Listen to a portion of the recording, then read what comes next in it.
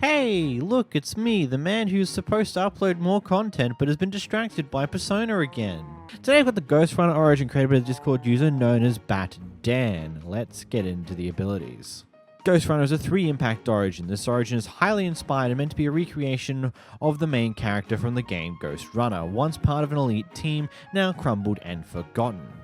Dash, you're able to store up to 3 dashes which restore every 3 seconds whilst on the ground. Your normal dash ability is activated with your secondary ability. Whilst on the ground, pressing the secondary causes you to launch forward whilst also using one of your dashes. This is actually going to be the time where I rekey my secondary ability key just to be in a better spot for this to my mouse button, just so I can actually make use of this ability. So we're running around and we dash forward. Whoa, that was a... Okay, let's try it again. Wow, we got a cool trail coming behind us. Oh, we dash. And we dash. And we... Dash. We seem to be floating. And then we dash again. That's pretty interesting. Dashes seem to have a pretty short cooldown, which is pretty handy if we're completely honest when it's a game like... when it's something like this. That used all of it? Okay. Dash. Dash. Up we go. Dash, dash, dash, dash. And we've got a time. I wonder what that is. Dash. Boink. Boink. Boink. Pretty cool. Air dash. Activate with space. Whilst in the air, pressing your secondary will hold you in place vertically for a short period of time. At the end of this, you are launched into the direction you're looking. This can be done prematurely by pressing space. Using this form of dashing uses all 3 of your dashes, but doesn't require 3 to be used. So if we jump up and press our secondary ability, and then we press space, we can dash higher. I should probably switch to survival mode to really example this one, because I accidentally flew with that. So now we're going to jump, dash, and then I'm going to press jump. And as you can see, we get a nice high air dash, which is really handy. We can do this and probably dash forward. Yep, okay, it functions on the directive that it will dash you in the direction that you're looking when you do that. And you can...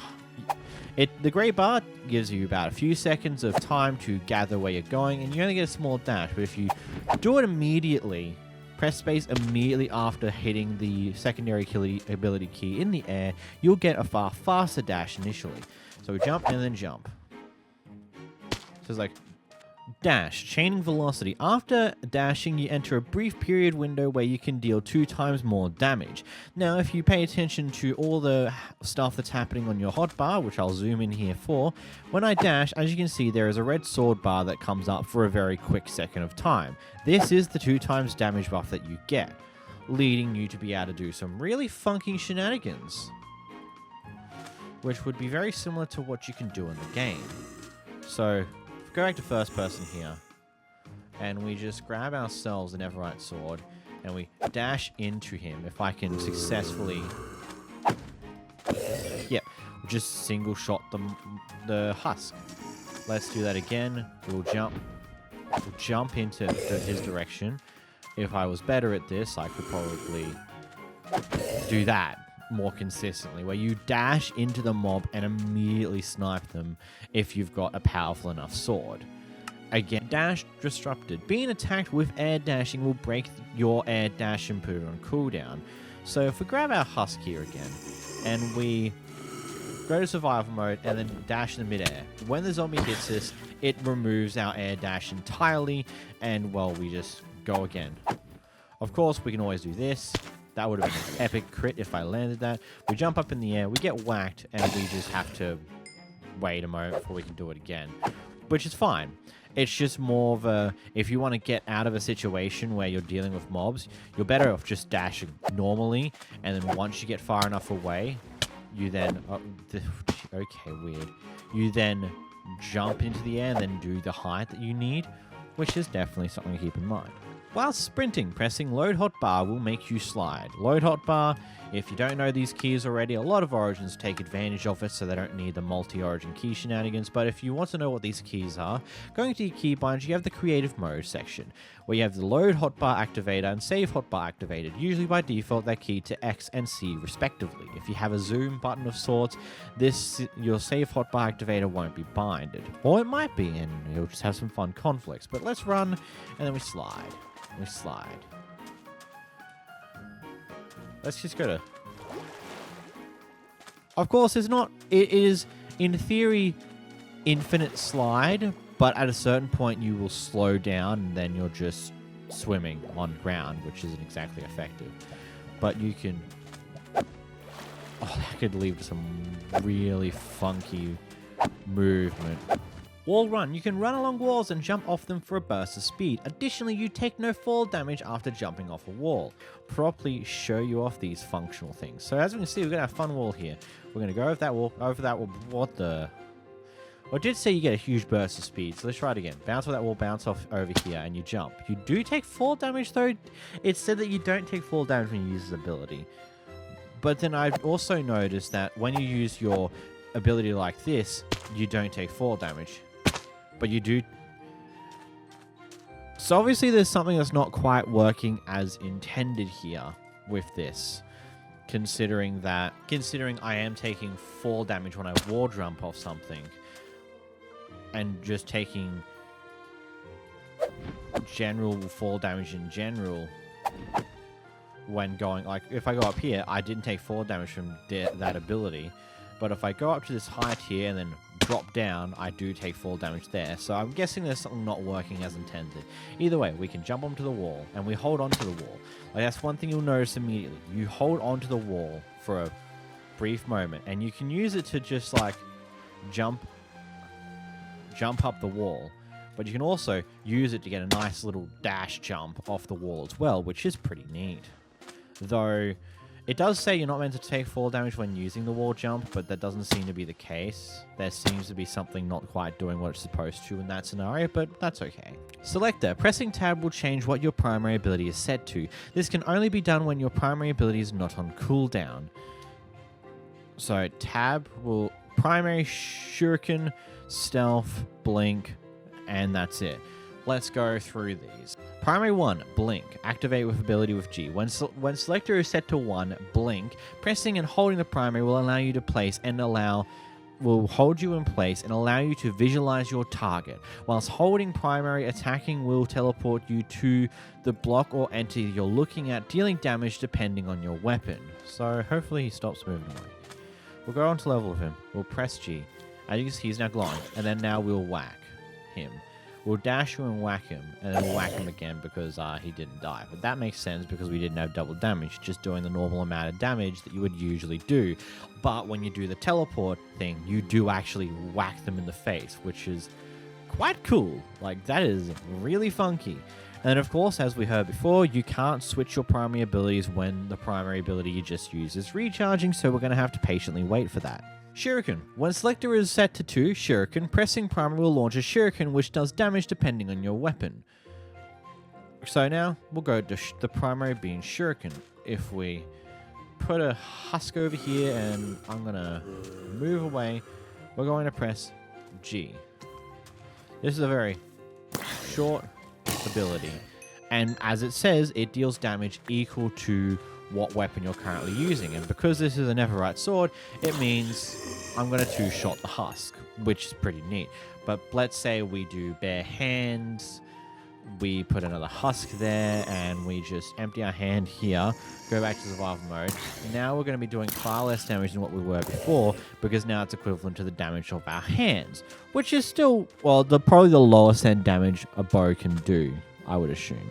But still, pretty useful ability. It sends stealth. When selector is set to 3, stealth, pressing primary activates stealth mode for 30 seconds. If you take damage in stealth mode, it'll deactivate and go on cooldown. So we'll go to here, press stealth, and we'll go into stealth mode. We will put a zombie over there and we walk away. Right now the zombie can't see us, but if we get close enough to a zombie, they can tell. But that is a big thing to keep in mind. Most mobs won't be able to tell when you're invisible next to them, except for zombies. Zombies, for some reason in this game, have a very keen sense, which is cool. I like that. It means you can't pull off shenanigans near them, which is hilarious. But yeah, you go into stealth mode, which means you're fully invisible. Nothing can track you unless you get really close to a zombie. Then a zombie can track you, and zombies can share their information that they have to other zombies, which can be fun, to say the least. I am stupid. Alpha Strike. On first hit, you deal 2 times damage, but for a short period after you deal 30% less damage. Hitting during this time starts the time again. So in theory, actually, you'd probably be able to tell based upon a wooden sword if the damage is continuous, if the damage is decreased, because this should 1, 2, 3, 4, 5, 6, 7. 7 hits. We're gonna slap you once. 1, 2, 3, 4. Twice. 1, 2, 3, 4. 3 times. 1, 2, 3, 4. 4 times. Yeah, that was a lot quicker by just patiently waiting the hits. We don't do as many hits, which I don't know how much that's really going to affect your playstyle, if I'm completely honest. Sword Specialist. Whilst many different weapons are available, your preferred weapon is swords. The use of other weapons is limited, and ranged weapons are completely unusable. Axes and tridents neg 6 damage. Bows, crossbows, and tridents are unusable. So swords will deal the normal amount of damage they would usually do. Axes will do a lot less than normal. Let's do this again. So 1, 2 crits, which is normal. There should be 2 hits with the normal axe. 1, 2, 3, 4. Yeah, that's a noticeable decrease because an Everite axe without crits should be able to 2-shot the hux. And then, of course, you can use the trident for melee damage, but it's significantly decreased, as said already. But you can't hold right click to use it. I'm currently hitting right click, and you can't use the ability, the trident, in that way. You could also grab a bow. As you can see, you can't do anything with it. We get a crossbow. Again, you can't do anything with it. Robotic body. Whilst not having to worry about hunger and oxygen, your body doesn't naturally regenerate, meaning you have to repair yourself with smooth stone, copper, iron, or netherite to regenerate. Now we're on half a health. Let's take a look at netherite ingots. So we hold down. Netherite ingots will give you a full health bar and also give you an additional health bar on top. That is nuts. Yeah, you'll get a health... So, if you consume a netherite ingot, don't worry, it's actually quite worth it, because not only do you get full health bar healed, you also get resistance 2, regeneration 3, and health boost 5, which is an additional bar of health for 2 minutes. That is nuts. So, now we do copper ingots. Copper ingots will give you 2 hearts. Smooth stone. Smooth stone will give you 1 heart.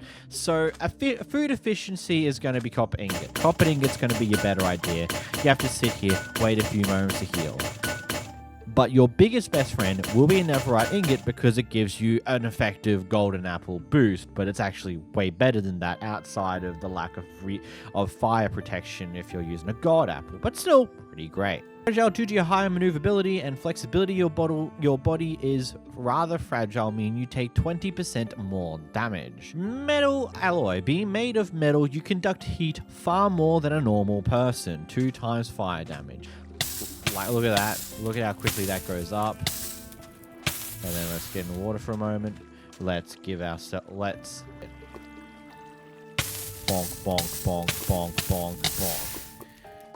And then, of course, we're back to full health again without netherite ingot buff. Let's just jump into it yet again. Bang, bang, bang.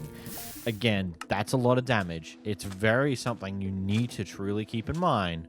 And last but not least, Hydrophobia. You're a robot. Put yourself in rice, I guess.